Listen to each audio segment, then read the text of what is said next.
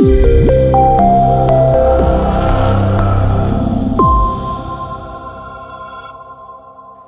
if visibility or viewability was much higher than where we are today? So, Stephen.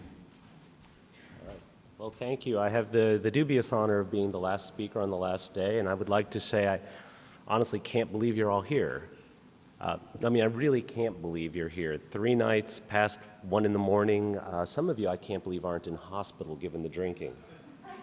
But I'm very pleased to be here. Give yourself a round of applause. Come on. Yes, yes. All right. So the story that I'm trying to tell today is a very simple one. The question is, we can measure how much, we can measure what your lift was of an ad campaign. We can do it in a variety of ways. We can do it based on the viewability of the ad, but the question that people might want to know the answer to, it's important if we're going to be asking people to actually mobilize against viewability as a KPI, is what is the what-if scenario? If I'm a media buyer and my agency gets me 70% viewability, my agency wants to be able to say to me, this is what we got you over the standard 44, 45%. If your agency gets you 20%, you want to be able to go to them and say, hey, this is what you cost me. And so that's what this is about. So, I should mention, since I'm last and you're here, I'm going to try and finish 1 minute early. And if I do, I'm going to take a picture of you all and I'm going to tweet it from the stage, and you all have to look happy. And we're going to make everybody who left early, we call them the quitters, right? We're going to make them feel terrible, so you have to look really excited by the time I'm done. It doesn't have to be on my behalf. This is the shortest deck I've ever presented. It's 5 slides, 206 words. We'll get there, people. We'll do it together.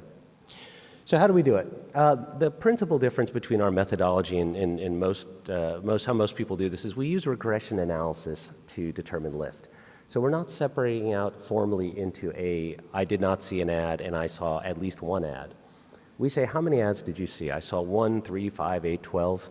And we recency decay it. This is a survey. So we know that the ad that you saw today, the day you took your survey, is doing more to affect your self-report, your response to a question like, are you aware, are you favorable, than the one that you saw a few months ago. Now, certainly those would be worthless, right? And so we use that to create a response curve, and it looks something like this. Anything you want to dig into more, just let me know later. I'd be happy to supply you. So here's a typical ad response curve. As you saw from some of the other folks that talked today, the typical ad response curve where you see that declining marginal utility, it's much farther to the right than it is in television, what you expect. And generally, you don't see the curve start to flatten until you get into the 15, sometimes as many as 30 exposures. In this case, we have a campaign. It's a notional campaign. This research was done across about 15 brand campaigns. That at 15, an average frequency of 15, which is very, very high, had a lift of 8.2. So what happens when you take viewability into account? Well, it had that lift at the norm for viewability, which is about 44%. How do we do this? Well, we treat a non-viewable ad the same way we might treat a publisher. So we say in attribution, it's multi-touch attribution, it's in the regression.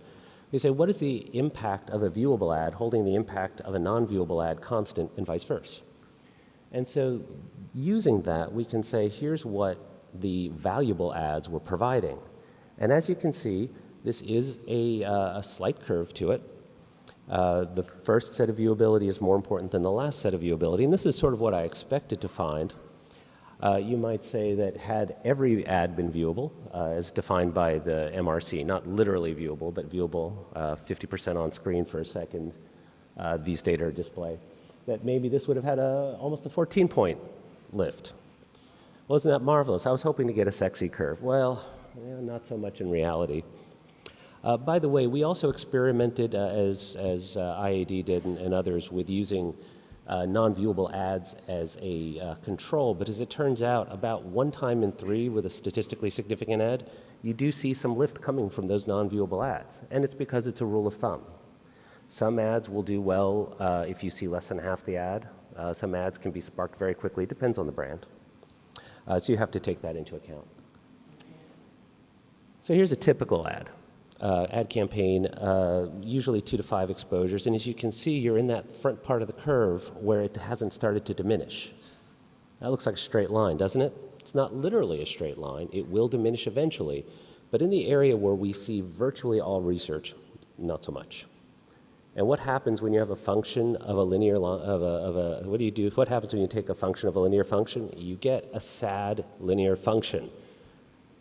And what you find in virtually all cases is that the effective viewability on lift is linear.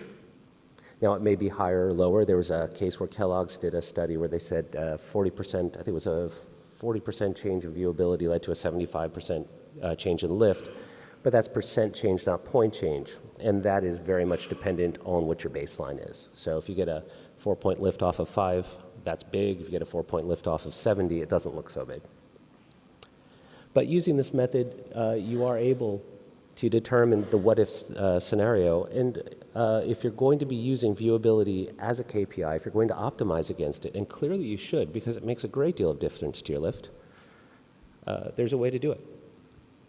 And that's the promotion for my corporate overlords. You have things over there. And I've done it on time, so I'm going to go ahead and do this. You know what? I had a gag here, and I ruined it. I brought my own clicker, and I was going to do this, and I blew it. But that's OK. I'm still doing the Twitter ad. All right, everybody look happy. You can do this. Oh, that's not happy. Come on, hands in the air. I've got 23 seconds. You've got to do this for me. All right, everybody. Come on. All right, here we go. Ready? 1, 2, 3. Yes. There we go. Thank you.